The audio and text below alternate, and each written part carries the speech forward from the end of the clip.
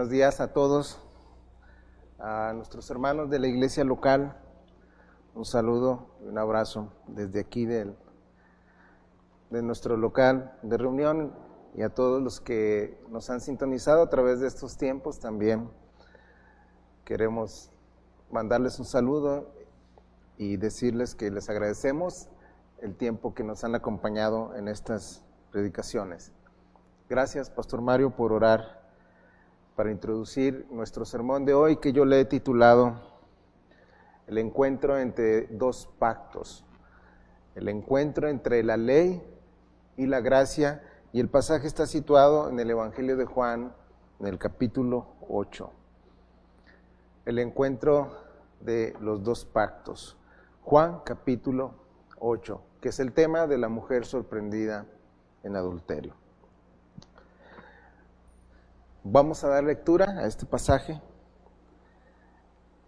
que inicia en el versículo 1, aunque las Biblias, la mayoría de las Biblias tienen todavía el versículo 53 del capítulo 7 unido a este pasaje, y yo así lo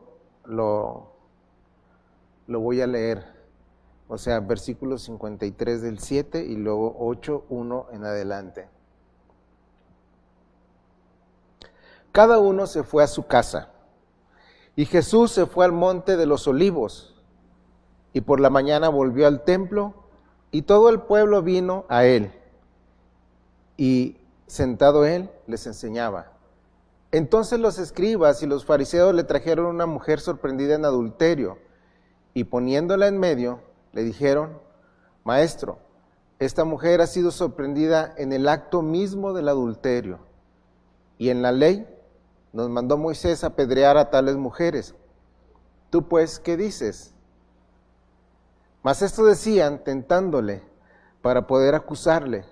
Pero Jesús, inclinado hacia el suelo, escribía en tierra con el dedo. Y como insistieran en preguntarle, se enderezó y les dijo: El que de vosotros esté sin pecado, sea el primero en arrojar la piedra contra ella.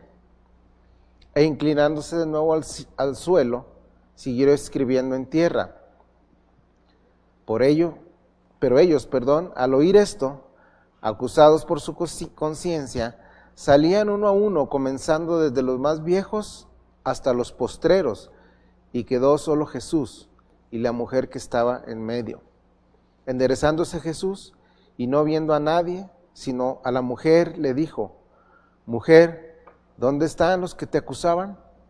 ¿Ninguno te condenó? Ella dijo: Ninguno, Señor. Entonces Jesús le dijo: Ni yo te condeno, vete y no peques más. Amén. Bueno, este pasaje está situado entre dos declaraciones muy importantes del Señor Jesús. Está situado en un contexto ya del ministerio de nuestro Señor difícil, donde las autoridades religiosas, mayormente fariseos, y los gobernantes, entiéndase los gobernantes de la nación, que eran religiosos, habían mandado alguaciles de la guardia para apresar a nuestro Señor Jesucristo. El capítulo 7 nos indica todo esto. Nuestro Señor ya está bajo mucha presión para el tiempo en que está escrito este pasaje. Él había ya sanado a personas en el día de reposo, y eso era intolerable para los líderes religiosos. Pero lo que estaban ocultando en realidad era toda esta molestia de la entrada del nuevo pacto, donde caducaría el antiguo pacto, donde las ceremonias y los sacrificios iban a dejar de ser, y ellos, creo yo, que estaban comprendiendo esto. Las personas se iban y seguían a Cristo, y los reclamos de las propias autoridades eran sobre la guardia, sobre los alguaciles. Entonces todo este contexto está ocurriendo aquí en este pasaje. Entonces decimos que este pasaje está entre dos declaraciones muy importantes. Una se encuentra en el capítulo 7, versículo 37. En el último día de la gran día de la fiesta, en el último día de la fiesta, Jesús se puso en pie y alzó la voz diciendo: si alguno tiene sed, venga a mí, beba. El que cree en mí, como dice la Escritura, de su interior correrán ríos de agua viva. Y está entre la otra declaración que el Señor pronuncia después de este párrafo que acabamos de leer o este pasaje. Jesús diciendo: yo soy la luz del mundo, el que me sigue no andará en tinieblas, sino que tendrá la luz de la vida. Entonces, el pasaje de la mujer sorprendida en adulterio se encuentra entre estas dos declaraciones. Si alguno tiene sed, venga a mí y beba, y de su interior correrán ríos de agua viva. Y entre el otro pasaje, yo soy la luz del mundo, el que me sigue no andará en tinieblas, sino que tendrá la luz de la vida. Y cuando uno va aprendiendo a leer los evangelios y pone atención y se compenetra en las palabras de Cristo y en los eventos que los escritores de los evangelios están narrando, se da cuenta que tienen una precisión tan profunda, una precisión tan clara, que los pasajes se van uniendo uno con otro. Y en ocasiones las declaraciones de Cristo son seguidas de experiencias o actos donde se aplican estas declaraciones. Si pensamos en esta mujer sorprendida en adulterio, en el contexto del versículo que acabo de leer de yo soy la luz del mundo, bueno, esta mujer estaba en tinieblas. Al haber sido sorprendida en adulterio y en infidelidad, su corazón estaba en tinieblas. Y esta declaración que él hace no es otra cosa más que la demostración de que su persona, como el rey, como el hijo enviado por el Padre, podía dar a las personas esta oportunidad de acabar con las tinieblas, entiéndase, tinieblas morales. Pero no solo eso, debemos notar en la declaración que Cristo inicia al narrar el autor, Juan, esta experiencia, sino que también la debemos conectar con la otra declaración. Si alguno tiene sed, venga a mí y beba. Bien, ahora, este pasaje que estamos por estudiar, se encuentra en el contexto de la fiesta de los tabernáculos, o de la enramada, como lo quieran llamar. Esto sucedía, como lo vimos hace poco en la predicación del profeta menor, Ageo, haciendo referencia a Nehemías y a Esdras. Esta era una fiesta que el Señor había instituido, de las fiestas solemnes. Había fiestas solemnes y la fiesta de los tabernáculos iniciaba con el día de la expiación, ¿sí? Las personas recordaban la redención, la liberación de su esclavitud. Y estoy explicando esto para que nosotros podamos tener una aplicación como gentiles, como personas que estamos desconectadas de esta historia, y para mí es importante que la entendamos. Dios había redimido un pueblo y nosotros no tenemos la menor idea de la esclavitud que ellos habían experimentado en Egipto. Ellos son liberados por gracia. Dios usa un siervo, un mediador, que es Moisés, y los libera de esa esclavitud y los lleva a una tierra que les ha prometido. Y en medio de todas esas dificultades de peregrinaje, Dios está revelando a ellos y manifestando su voluntad. Y en ocasiones ellos tenían que hacer estaciones, paradas, y hacían enramadas, donde podían habitar y ser dirigidos por Dios. Y esta fiesta que instituyó Dios, esta fiesta solemne de los tabernáculos, no era otra cosa sino Dios invitando a su pueblo a que consideraran lo que Él había hecho por ellos, o sea, redimirlos. Primero iniciaba pues la fiesta de los tabernáculos con el día de la expiación, se recordaba su liberación de la esclavitud, y luego entraban en una semana de regocijo y de alegría. Era una fiesta solemne para recordar la libertad que el Señor les había traído. Qué ilustrativo es esto, hermanos, en relación con nuestra salvación. Primero nosotros podemos percibir de dónde fuimos sacados, para luego en esa alegría venir delante de Dios, y en este caso los judíos ofrecían ofrendas a Dios de lo que ellos habían cultivado. Ellos venían en gratitud y venían y presentaban sus ofrendas. Pero era un tiempo, prácticamente una semana de alegría, de recordar su redención. Hoy la iglesia lo puede hacer cuando viene a la mesa del Señor. En esa solemnidad y en esa celebración se recuerda la redención cuando participa del pan y la copa. Por cierto que estamos anhelando ese tiempo ya. Y ahí se expresa esa gratitud. Pero este pueblo, pues, y en la fiesta de los tabernáculos, ellos venían y no podían presentarse sin nada delante de Dios. Eso manifestaba un corazón agradecido de parte de Dios. De hecho, el que no lo hiciera y que trabajara ese día, el día solemne con el que se iniciaba, tenía que ser cortado de la nación.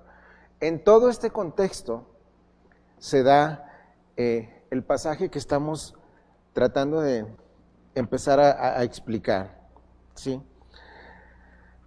En el contexto o al final de la celebración de la fiesta de los tabernáculos, los enemigos del Señor están presionándolo.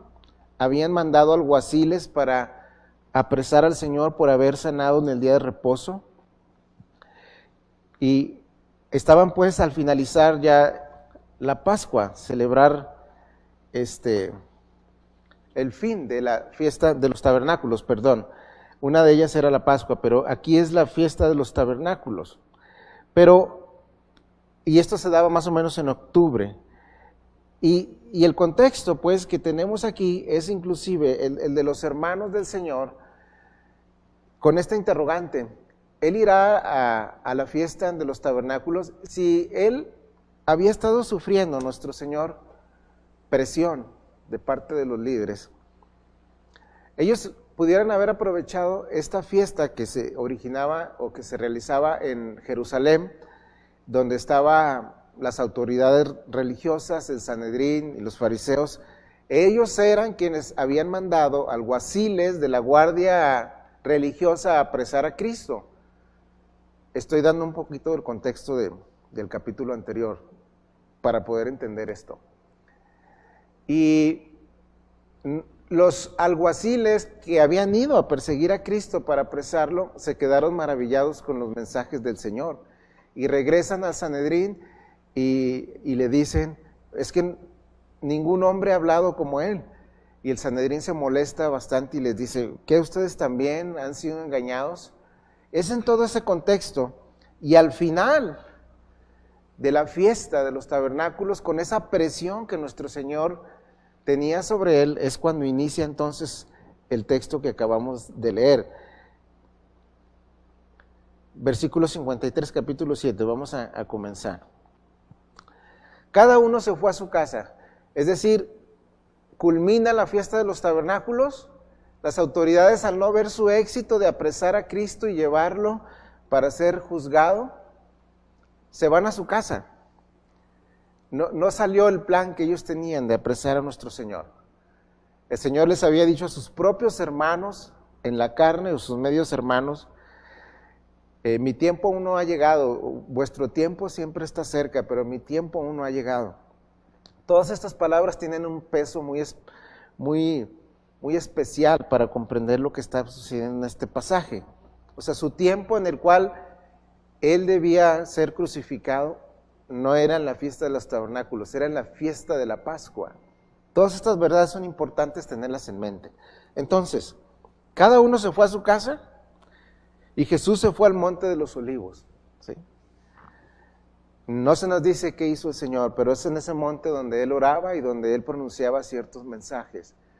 Los hombres que intentaban presionar al Señor, una vez que vieron que no prosperaban sus propósitos, se van a su casa a urdir otro plan.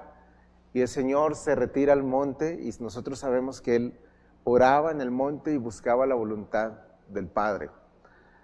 Unos regresan a hacer nuevamente maquinaciones y complot para apresar al Señor, para terminar con Él, mientras que el amado Hijo de Dios sube al monte, tal vez para prepararse al encuentro de la siguiente prueba que Él tenía. Es importante que notemos esto, hermanos, porque todo el ministerio de nuestro Señor Jesucristo está relacionado con nosotros, los que hemos encontrado salvación por gracia. Si Él fue al monte y tenía en mente a la mujer que iba a ser expuesta delante de Él, seguramente Él estaba derramando ante su Padre su corazón para saber qué iba a hacer bajo esta presión. Y seguramente Él sabía que el pecado de esa mujer iba a ser echado sobre Él.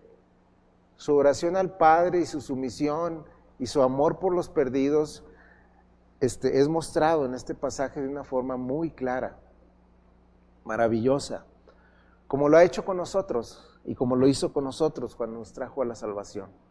Entonces, este es el contexto del pasaje, el fin de la fiesta o la terminación de la fiesta de los tabernáculos. Un detalle más acerca de esta fiesta, para que nosotros podamos valorar un poco más. Esta fiesta fue instituida en Levítico 23, ¿sí? Se realizaba en el día 15 del mes séptimo, ¿verdad? Era una fiesta de acción de gracias por la cosecha, pero además de ser una fiesta de cosecha, era también de conmemoración gozosa de la dirección divina que Dios había concedido a los antepasados en su travesía por el desierto. Y entonces se celebraba inmediatamente después del día de la expiación, y era muy prominente la idea de gozo después de la redención. Posiblemente por esa razón los hombres terminaban en desubicarse, ¿verdad? Tanto gozo, alegría, vino, etcétera, y posiblemente algunas personas caían en extremos y en pecados. Se celebraba mediante muchos sacrificios decrecientes, primero un buen número de sacrificios y luego iba menguando, ¿sí? Se iluminaba, estoy citando principios de cuando fue instituida, se iluminaba el patio interior del templo, donde la luz de los candelabros recordaba la columna de fuego que Dios en la cual Dios dirigía al pueblo. Había un desfile de antorchas por todas partes, y aún en las enramadas o en los tabernáculos o en las tiendas se iluminaban también con antorchas. Es por eso que el Señor dice al final: yo soy la luz del mundo, ¿verdad? O sea, en el contexto de esta fiesta donde había mucha iluminación y las personas pretendían o deseaban ver y se alegraban por la luz que aparecía en esta celebración, sabemos que todo lo que el Antiguo Testamento pronunciaba en cuanto a la ley y los sacrificios apuntaban a Cristo, ¿sí? Y entonces Él es cuando dice: yo soy la luz del mundo. También se derramaba agua para recordar cuando el Señor los sació su sed allí en Meriba, cuando Moisés golpea la piedra, y todo esto se hacía. Por eso Cristo también dice que si alguno tiene sed, venga a Él y beba. Entonces, si esta fiesta se celebraba y era una fiesta de alegría, no debe sorprendernos que había actos inmorales en toda esta algarabía, y es lo que tenemos aquí, pues, en el pasaje. Cada uno se fue a su casa. Cito otra vez 8:1, y Jesús se fue al monte de los olivos, y por la mañana volvió al templo, y todo el pueblo vino a él, y sentado les enseñaba. Acuérdense, hermanos, él entró a la fiesta secretamente. Sí fue a la fiesta de los tabernáculos, pero estaba secretamente porque, pues obvio, él sabía que ya andaban tras de sus pasos, lo querían apresar, pero él obvio que estaba dirigido por el Padre y no le tenía temor al hombre, y sobre todo si sabía que su misión era entregar su vida en rescate por nosotros. Pero él dice que muy de mañana, otra traducción dice que muy de mañana ya estaba en el templo. Estuvo en el templo, en el Monte de los Olivos, y ahora lo vemos en el templo, y todo el pueblo vino a él, y sentado les enseñaba. Entonces los escribas y los fariseos trajeron a una mujer sorprendida en adulterio, y poniéndola en medio le dijeron: Maestro, esta mujer ha sido sorprendida en el acto mismo del adulterio, y en la ley nos mandó Moisés a apedrear a tales mujeres. Tú pues, ¿qué dices? Impresionante el pasaje. Cuando nosotros no tenemos tan claro el contexto, puede ser que nada más nos enfoquemos en ciertos detalles, pero valdría la pena ver aquí. Estas personas, los líderes religiosos, los gobernantes y aún los escribas, habían malinterpretado la ley, sobre todo el día de reposo, y acusaban al Señor de violar la ley, el día de reposo.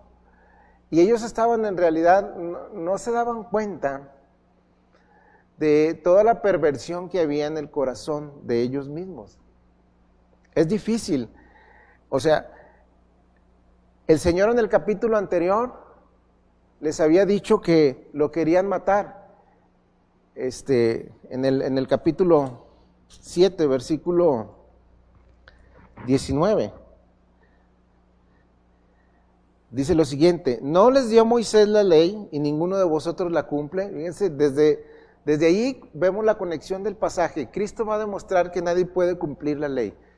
Y estos que andaban tras de él, les dice el Señor en el versículo 19 del capítulo 7, ¿no les dio Moisés la ley y ninguno de vosotros la cumple? A ellos que estaban siguiéndolo en la propia fiesta. ¿Por qué procuráis matarme?, hace la pregunta.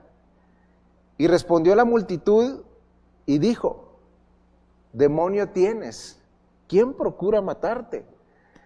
Estas palabras son muy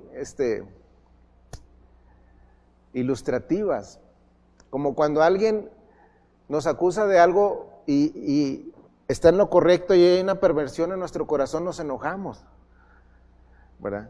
Alguien logra ver nuestras intenciones y nos lo dice en la cara, puede ser nuestra esposa o un hijo, un amigo, nos dice alguna intención y uno reacciona de forma equivocada y pecaminosa, porque en realidad se está descubriendo lo que hay en nuestro corazón.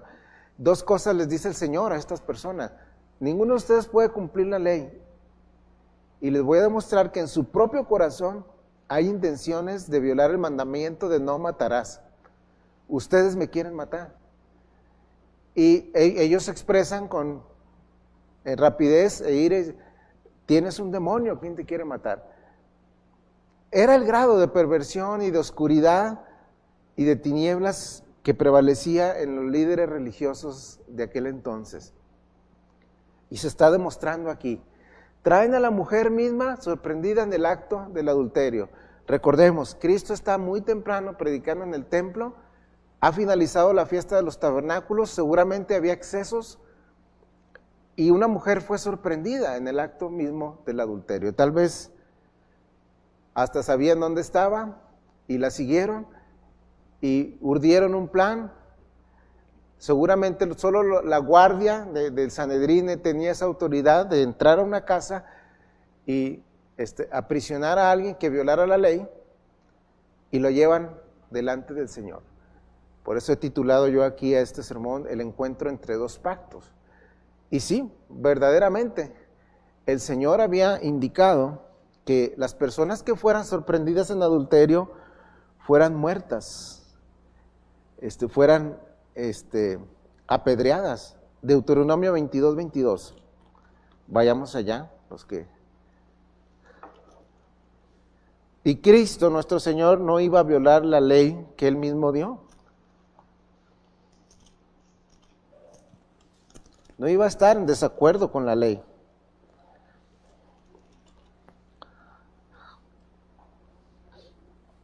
Deuteronomio 22:22 dice, si fuere sorprendido alguno acostado con una mujer casada con marido, ambos morirán. No dice que solo la mujer, ambos morirán. El hombre que se acostó con la mujer y la mujer también. Así quitarás el mal de Israel. Si hubiera una muchacha virgen desposada con alguno y alguno la hallara en la ciudad y se acostara con ella, bueno, esta es otra modalidad, pero también se implementaba ahí el juicio y la justicia. Pero centrémonos en el 22.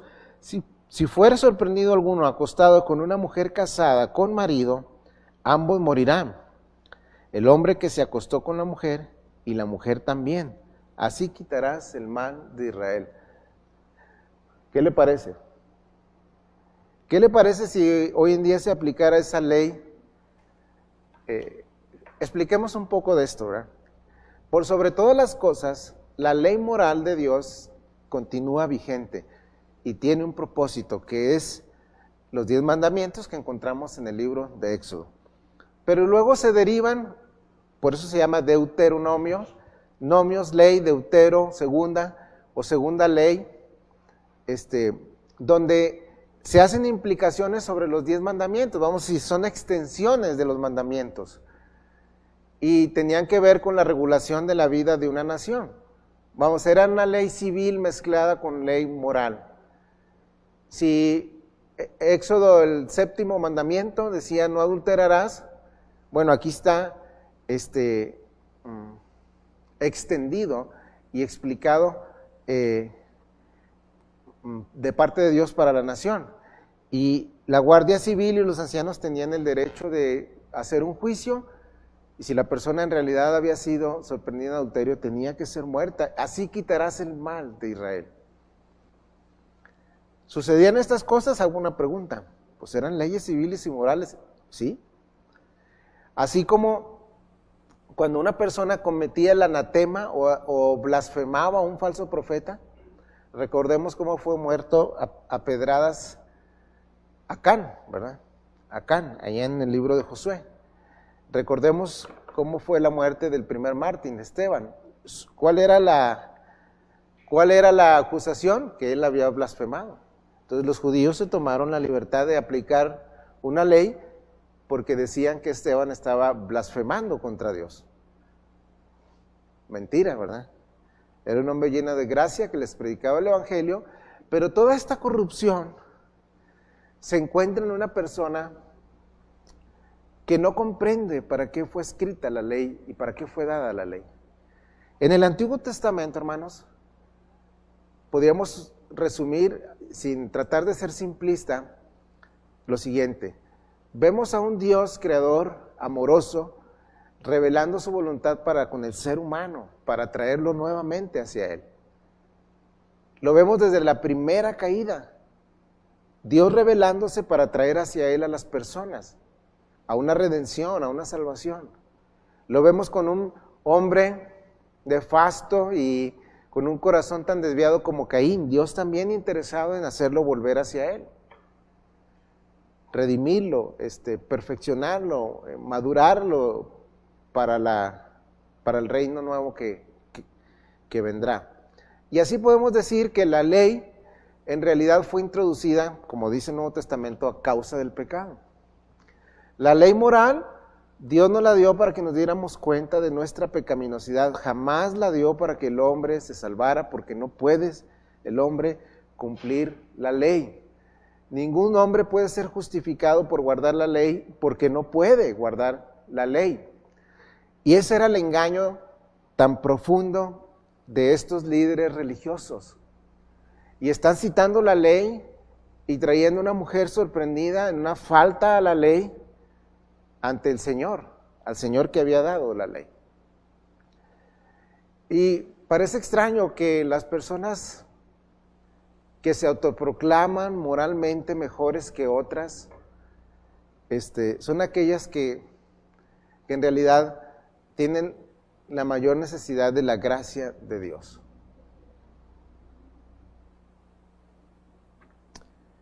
El autoengaño los lleva a una posición tan difícil y nefasta como los líderes de hoy en día. Yo recuerdo, sin desviarme del tema, recuerdo a dos políticos que quisieron dirigir el país. Uno se postuló para presidente y otro andaba postulándose para alcalde. Y se supone que son ejemplos de rectitud y de moralidad para ser ejemplos de gobernar a los demás. Y a los dos les sacaron un audio de precisamente de este problema. A los dos. Sí, comprobado una vida de infidelidad. Digo, se puede confiar en estos líderes, pero ellos autoproclamándose como los liberadores o libertadores, con una vida de derrota atrás, sin darse cuenta de su propio pecado, señalando a otros y no viendo su propio corazón. Ese es un autoengaño que tenemos todas las personas. Solamente la gracia de Dios, penetrando libremente hasta el corazón, como lo hizo con esta mujer, puede liberarnos de esa situación. Estos hombres, pues, creyéndose mejor que el Señor, y los mejores intérpretes eran escribas y fariseos, llegan y le traen a la mujer sorprendida en adulterio. Y quieren saber qué dice la ley y qué dice Cristo en relación con el mandamiento de Deuteronomio capítulo 22, versículo 22. En la ley nos mandó Moisés a apedrear a tales mujeres. Tú pues, ¿qué dices? Si él decía, si daba una respuesta u otra, como dice el versículo 6, la pretensión de ellos era tentarlo para poder acusarlo. Si él decía, es culpable, que lo era, él estaba atribuyéndose un juicio que solamente le correspondía a los romanos de autorizar la muerte a una mujer. O sea, recordemos que los judíos estaban bajo el yugo de los romanos y ellos no podían dar muerte. Por eso fueron a Pilato para que les diera el permiso de crucificar a Cristo. Cuando encontraban a alguien culpable, tenía que Roma avalar la muerte de la persona. Los judíos por sí mismos no podían, porque estaban bajo el yugo de Roma. Si el Señor decía que la mujer era culpable, que sí lo era, él iba a ser acusado ante los romanos, y entonces lo podían aprender y llevar a la muerte. Pero también, si decía que no iba a ser acusada, que no era culpable, entonces los judíos, los líderes religiosos, iban sobre él para presionarlo, aprisionarlo y tal vez darle la muerte como alguien que había blasfemado contra la ley. Todo esto está inmerso en este pasaje. Entonces, si regresamos ahí al pasaje, la pregunta es, tú pues, ¿qué dices? Y Juan, el escritor, que seguramente estuvo allí, nos hace ver lo siguiente en el 6:1. Mas esto decían tentándole, para poder acusarle. Pero Jesús, inclinado hacia el suelo, escribía en tierra con el dedo. Yo he escuchado este mensaje, cuando menos en 3 ocasiones, con otros predicadores. Algunos han especulado y hasta dicen que escribió, pero aquí no dice que escribió, ¿verdad? Tenemos que apegarnos a lo que aquí dice. Allí algunos han dicho hasta lo que se escribió allí, pero lo que los autores y comentaristas más ortodoxos y serios es que en realidad Cristo lo que quería era guardar silencio y él estaba tal vez solamente rayando el piso, ¿verdad?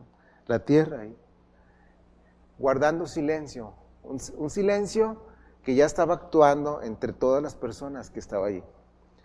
Si él dio la ley, nuestro Dios Trino dio la ley de Deuteronomio 22, él no podía decir lo contrario. Entonces él estaba allí,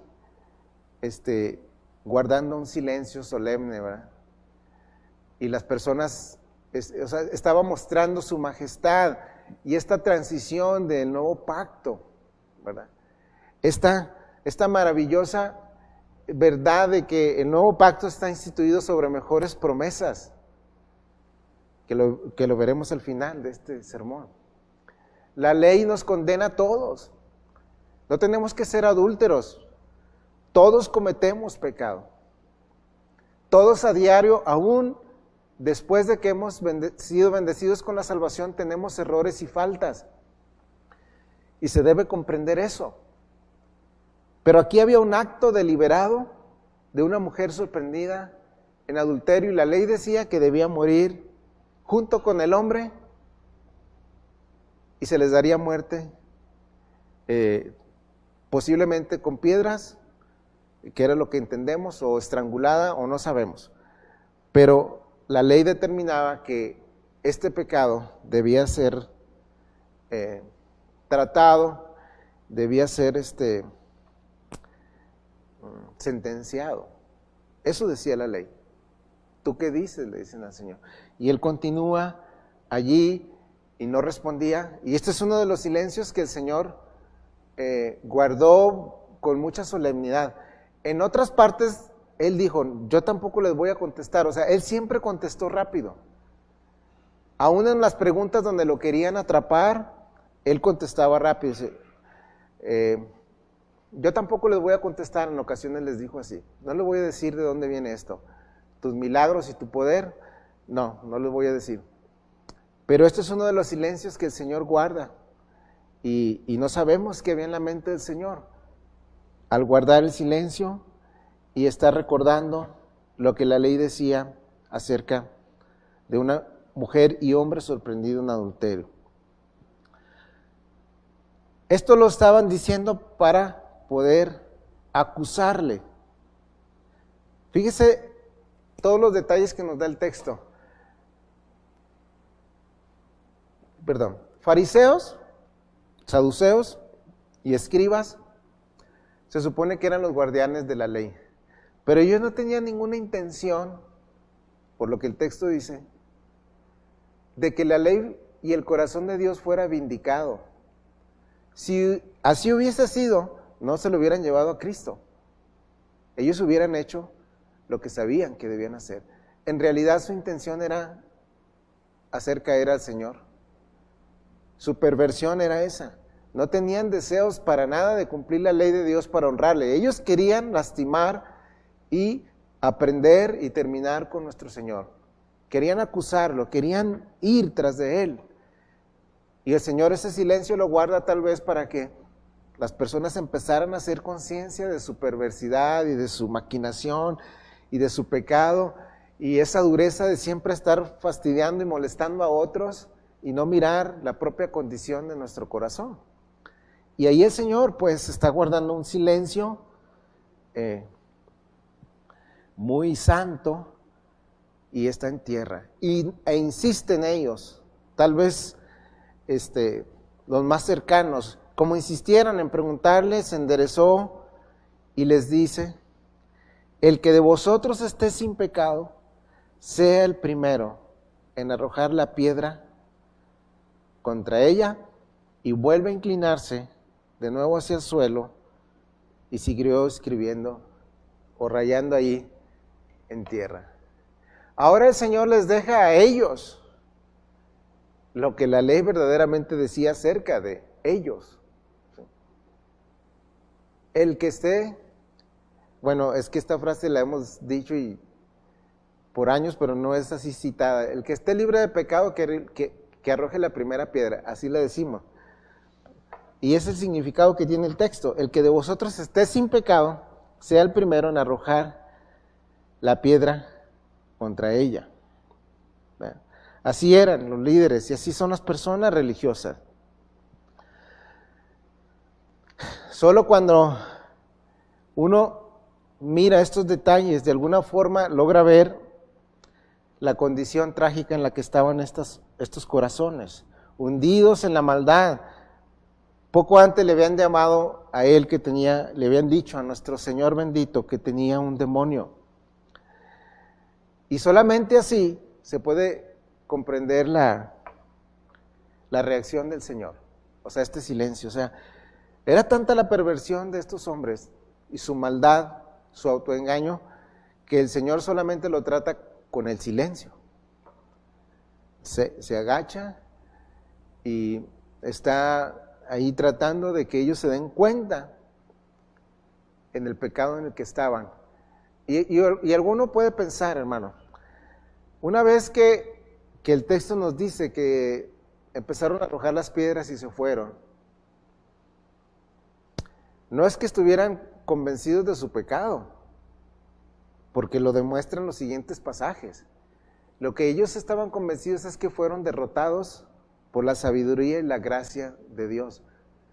Al Cristo darles esta respuesta, a ver, ¿quién de ustedes no tiene un pecado y esté preparado moralmente y justamente para aplicar la ley? Si en este grupo de personas que estamos aquí nos fuese dicho esas palabras, ¿quién de vosotros, de los que estén aquí, cree que puede ser el juez de esta persona? Que no exista un pecado en él y entonces tenga el derecho de tomar la piedra y ser el primero en aventarla, ¿verdad? Obvio que ellos se vieron confrontados por la sabiduría y la gracia del Señor. No quedaba nada más que hacer. El que lo hiciera, pues violaría su propia conciencia. Y dice la palabra que empezaron a retirarse derrotados en su intención de hacer caer al Señor. No derrotados en el sentido de convicción de pecado. Simplemente ya no les quedaba nada que hacer. Él contestó así. No contestó lo que ellos querían escuchar, que dijese culpable para que se atribuyera una función que solo los romanos tenían en ese entonces, o decir que no para que fuera acusado de blasfemia, y él responde de otra forma, como lo encontramos aquí. A ver, ustedes, quien crean que tiene el derecho de matar a esta mujer y violar un mandamiento, también sea el primero en arrojar la piedra. Nos dice el texto lo siguiente: se inclina de nuevo a tierra, y ellos al oír esto,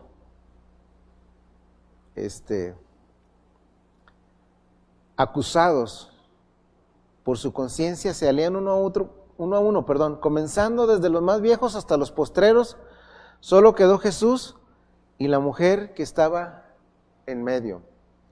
O sea, Cristo no le quitó la importancia al hecho, como lo vamos a ver.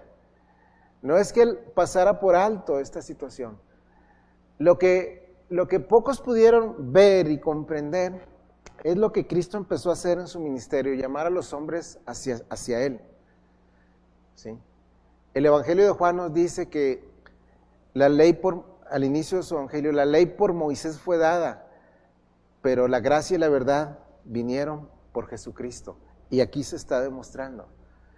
Moisés nos dio la ley, y dice el libro de Hebreos en el capítulo 3 que fue fiel sobre la casa de Dios al darnos la ley y a procurar que se cumpliera. Y fue dada la ley por un siervo fiel. Pero la ley no salva. La ley en realidad condena al hombre. Lo hace culpable. Y lo muestra como es, en su culpabilidad. Y ahora aparece el Hijo de Dios haciendo ofrecimientos de libertad desde todo el Evangelio de Juan. Lo citamos al inicio: si alguno tiene sed, venga a mí, beba. De su interior correrán ríos de agua viva. Yo soy la luz del mundo. El que me sigue no andará en tinieblas, sino que tendrá la luz de la vida.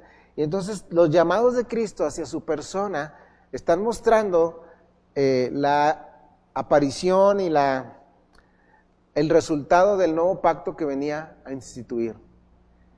Y no que Cristo pase por alto los pecados. Se tiene que entender esto en este pasaje. No es que a Cristo no le importe el pecado del ser humano y esta mujer sorprendida en adulterio. No, para nada. Todo lo contrario. Si Cristo venía a redimirnos del pecado, a liberarnos de él, Él lo trata al final del texto. Bien, se empiezan a ir el círculo cercano. Si entendemos el pasaje, es puesta la mujer en medio y es Cristo ahí cerca de con Cristo, ¿eh? Para ver qué dice Él acerca de lo que decía en Deuteronomio que acabamos de citar. Le ponen a la mujer ahí, Cristo a un lado, y luego el círculo que lo acusaba muy cercano. Querían escuchar esta tentación que le hacían, y luego un círculo atrás de ese grupo. Cristo responde de esta forma, y el círculo que estaba cercano a la mujer se va, por eso dice que quedó en medio, pues entendemos que todavía está un círculo de personas a quienes se dirige en estas palabras. Y se queda con ella ahí, todavía rodeado de personas. Y tenemos lo que sigue. Se quedó solo Jesús, o sea, con la mujer que estaba en medio del otro grupo que está ahí. Se endereza, acuérdense, está escribiendo allí con silencio. Y no viendo a nadie de los que la acusaban y que tentaban a Cristo, de esos, sino la mujer le dijo: mujer, ¿dónde están los que te acusan? ¿Ninguno te condenó? Y nosotros tenemos que ser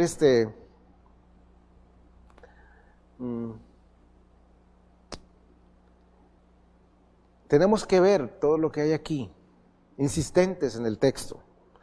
Hago una pregunta. ¿Sabía Cristo lo que había ocurrido? ¿Sabía que no la habían condenado? Pues ahí estaba a un lado, ¿no? ¿Por qué le hace esta pregunta a la mujer? Le hace esta pregunta: ¿dónde están los que te acusan? Claro que Cristo sabía que se habían ido. Y le hace otra pregunta: ¿ninguno te condenó? Lo que quería hacer el Señor era crear una conciencia en esta mujer de lo que Él había hecho por ella. En ocasiones, hermanos, creo que como iglesia debemos estar tan pendientes de los evangelios. La persona que me habló del Señor una vez me dijo, no recuerdo si fue el otro hermano también muy querido, que cuando su corazón se empezaba a alejar de la gracia salvadora y en su corazón aparecía este legalismo y esta amargura, dice: yo tengo que ir a los evangelios para encontrarme con mi Señor. Y uno en ocasiones tiene que venir a estas escrituras para entender, hermanos, lo que Cristo ha hecho por nosotros, lo que Cristo hace por el pecador. Le dijo a la mujer: ¿ninguno te condenó? No, pues yo tampoco te condeno. Esas palabras deberían ser grabadas en nuestra mente. Yo no te condené teniendo el derecho de condenarte. Y no es que Cristo pase por alto lo que sucede en la vida del hombre. Él sabía que para eso había aparecido, para quitar nuestros pecados. El pecado de la mujer, tus pecados, mis pecados, y la razón por la cual no hemos sido condenados los que estamos en Cristo es porque Él llevó nuestros pecados. Eso debe ser tan claro. Es el ABC de nuestra relación con Dios. El perdón de nuestros pecados, por la gracia libre de Dios, viniendo a nuestro encuentro y encontrándonos faltos, pero brindándonos su vida como el sustituto de nuestra pecaminosidad. Sigamos con el texto. Cristo, pues, haciendo reflexionar a la mujer, preguntándole que los que lo acusaban, ¿dónde estaban? Se habían ido. ¿Ninguno te condenó? Pues no, no tenían ese derecho moral de hacerlo. Además, para eso había aparecido Cristo, y es lo que vemos en el Evangelio de Juan. Ni yo te condeno, y luego aquí está esta frase: vete y no peques más.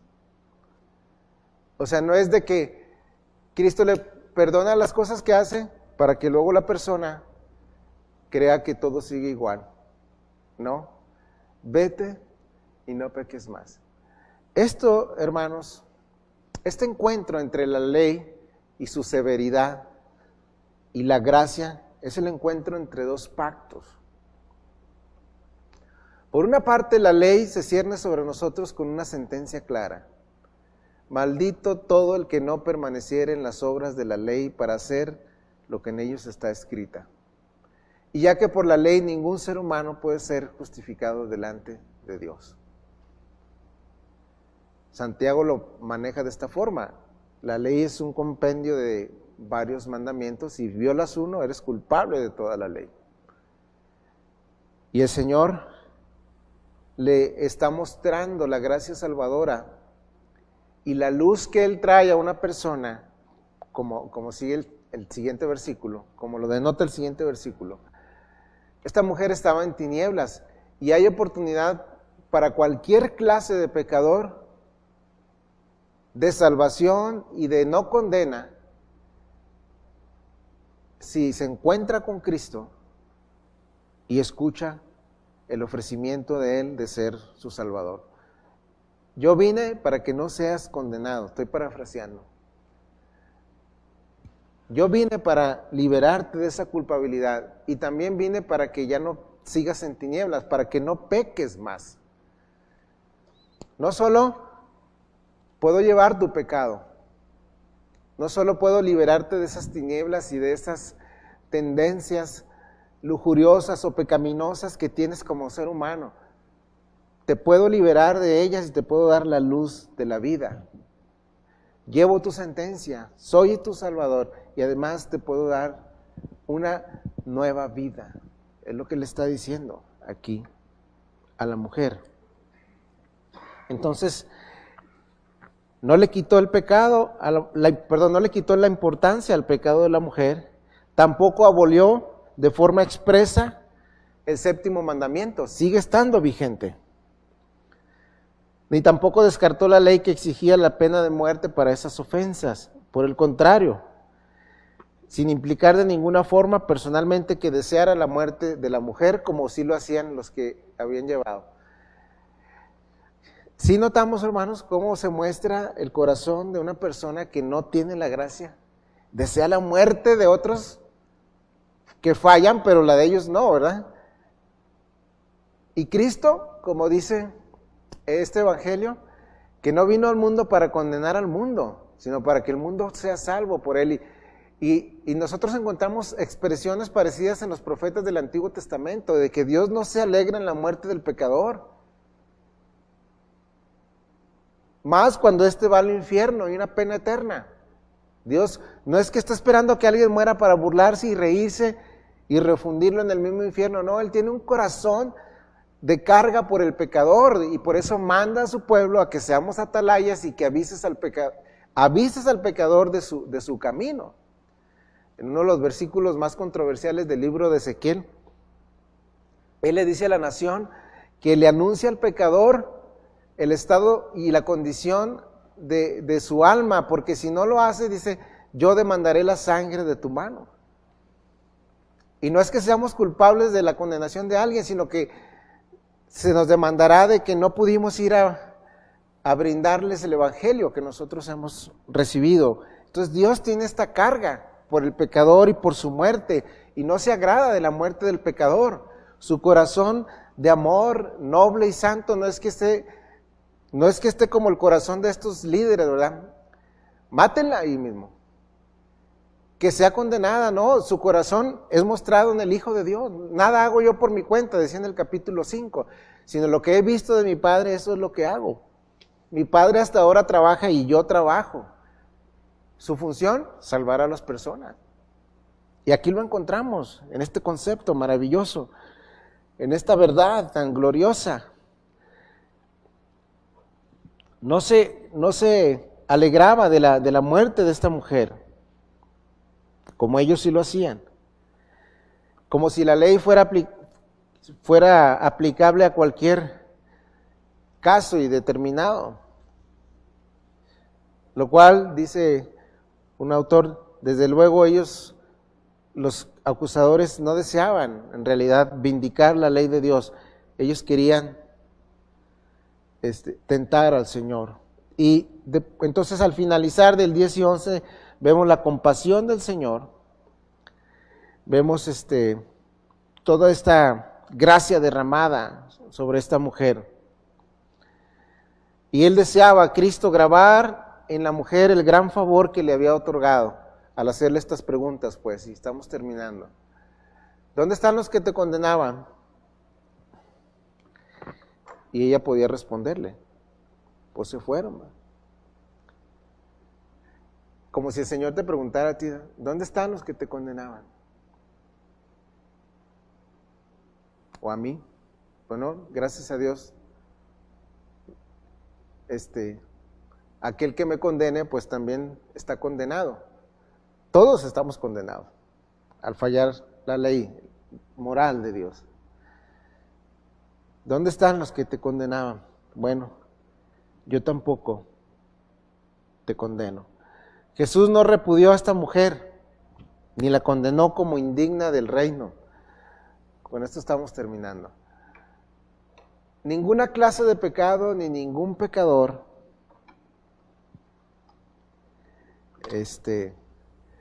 puede quedar fuera del reino si abraza la gracia que Cristo le ofrece. Ha habido asesinos múltiples que han venido al Señor. Ha habido adúlteros, adúlteras, homicidas, toda clase de personas, como se encuentran en los evangelios, que las rameras y los publicanos iban delante de ellos, ¿verdad? Ellos, las rameras y los publicanos, no tienen excusa para su pecado como el hombre religioso, ¿verdad? No se excusan. Es más fácil que un hombre perdido y sumido, y devastado, o que manifiesta fornicación, adulterio, cualquier clase de pecado, no tenga excusa y clame a Cristo por salvación.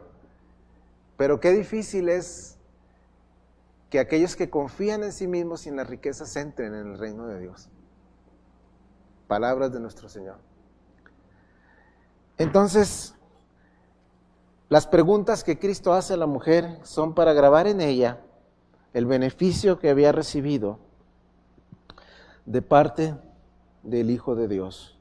No la repudió y no la condenó como indigna del reino. Hay lugar para el adúltero, para la adúltera en el reino si dejan de vivir en adulterio.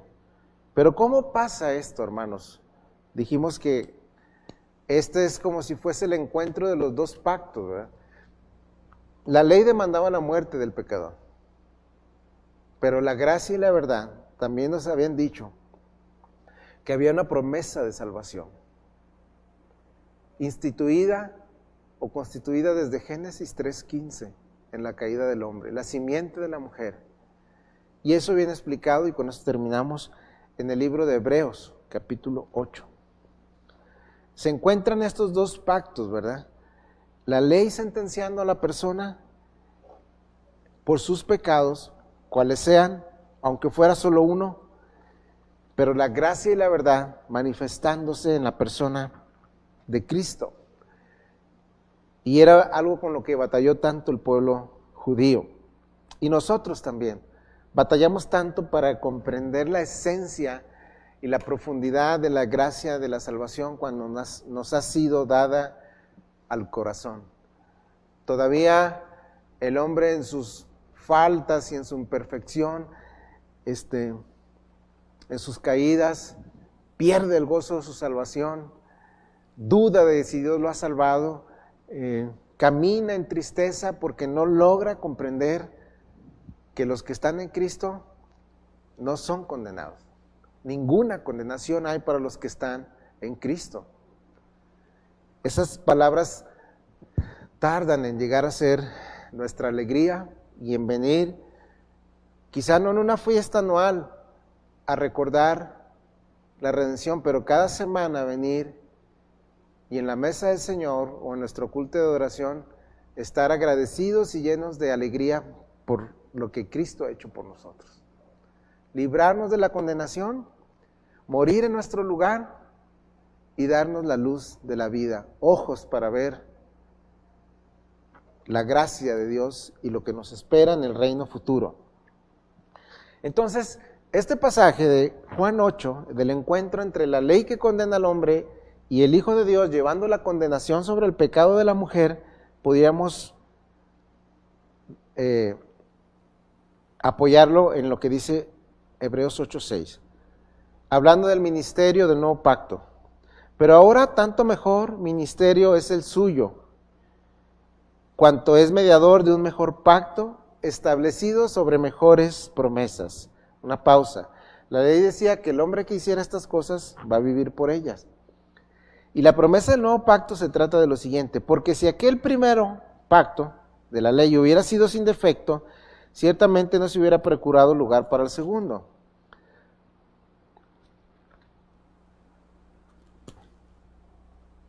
Porque reprendiéndolos dice, o sea, cuando los traía por la tierra, en el camino de la tierra prometida. He aquí vienen días, dice el Señor, que estableceré con la casa de Israel y con la casa de Judá un nuevo pacto. No como el pacto que hice con sus padres el día que los tomé de la mano para sacarlos de la tierra de Egipto. Fíjense, aunque fue tan amoroso lo que Dios hizo, que literalmente el profeta nos dice que los tomó de la mano y los sacó de la tierra de Egipto. Y les dio el pacto de la ley para que se relacionaran con él. Y ellos mostraron que no se podía. Su corazón era malo, necesitaba la salvación y gracia superior. Porque ellos no permanecieron en mi pacto. Y yo me desentendí de ellos, dice el Señor. Por lo cual, este pacto es el que haré con la casa de Israel después de aquellos días, dice el Señor. Pondré mis leyes en la mente de ellos y sobre su corazón las escribiré y seré a ellos por Dios y ellos serán a mí por pueblo. Y ninguno enseñará a su prójimo, ni ninguno a su hermano, diciendo, conoce al Señor, porque todos me conocerán desde el menor hasta el mayor de ellos. Y aquí está la esencia de lo que tenemos en Juan 8, el resumen de lo que está diciendo el autor Hebreos. Porque seré propicio a sus injusticias y nunca más me acordaré de sus pecados y de sus iniquidades. Seré propicio a sus injusticias y nunca más me acordaré de sus pecados y de sus iniquidades. Aquí se puede resumir Juan 8. ¿Qué significa propiciación o propicio? Yo seré el sacrificio, eso significa propiciación, era el sacrificio presentado. Yo seré el sacrificio por sus pecados y por sus iniquidades. No es que Cristo hubiese dejado de lado el pecado de la mujer, simplemente Él podía perdonar y librar de condenación a la mujer porque Él se presentaba como el sacrificio para el pecado del ser humano. Y entonces este pacto nuevo que venía a instituir el Señor, basado en mejores promesas, tiene como fundamento esta verdad. Y es el fundamento de nuestra salvación en el nuevo pacto por la gracia. Tenemos un Redentor que nos envió el Padre a morir en nuestro lugar y todo lo que ameritaba nuestra condena por ser desobedientes a la ley y que ameritaba que fuéramos condenados, Cristo lo llevó sobre su persona. Así que el nuevo pacto está basado sobre mejores promesas. ¿Cuál? El sacrificio de Cristo por nuestro pecado. Entonces hay lugar en el reino de Dios para toda persona que comprenda su culpabilidad y mire a Cristo como el sacrificio y la persona que llevó sus pecados. Y la promesa es la que encontramos en el siguiente versículo y citándolo terminamos. Yo soy la luz del mundo. El que me sigue no andará en tinieblas, sino que verá la luz de la vida. ¿Quieres seguir en tus pecados o quieres seguir al Señor que te puede librar de la condenación?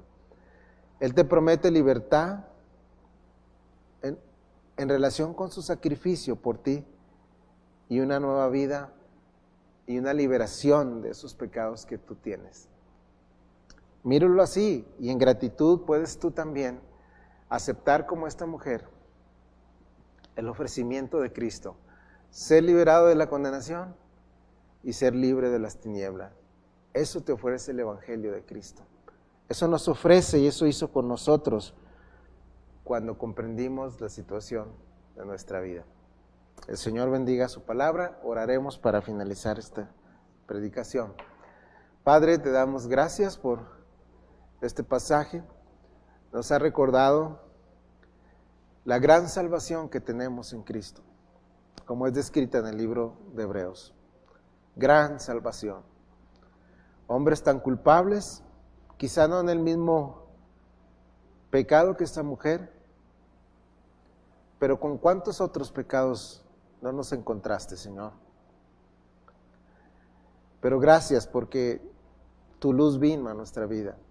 Y aunque no hayamos caído en pecados tan dignos de atadura o tan fuertes que atan o ataron nuestra vida, pues cuando recordamos nuestro pasado, pues es una muestra de tu gracia. Nos avergüenza, Señor, en algunos casos lo que hicimos contra ti y contra tu ley. Pero esta buena noticia que nos trajo alguna persona que nos mandaste para presentarnos a Cristo, el mediador de un nuevo pacto, basado en la promesa de la gracia y la vida eterna. Y pudiste abrir nuestros ojos en gracia para ver nuestra necesidad. Y no solo eso, también nos presentaste tu verdad en relación a que Cristo murió en nuestro lugar. Padre Celestial, ayúdanos a que en esas fiestas solemnes reflejadas en el antiguo pacto, nuestro corazón, cada día tuyo, el día del Señor, el domingo, venga con esa actitud y podamos comprender la condenación de la que hemos sido librados y la gracia que nos fue dada en Cristo como nuestro sustituto. Y no solo eso, ayúdanos a dejar aquellos pecados que nos ataban y nos condenaban, puesto que Él es la luz de la vida. Ayúdanos como iglesia, ayuda a aquel que aún no te conoce, ayúdalo a entender que tú lo vas a recibir, lo puedes recibir si renuncia a su pecado. Bendícelo con esta verdad. En el nombre de Cristo, te damos gracias por tu palabra. Amén. Gracias, hermanos, que estuvieron aquí por venir. Dios los bendiga.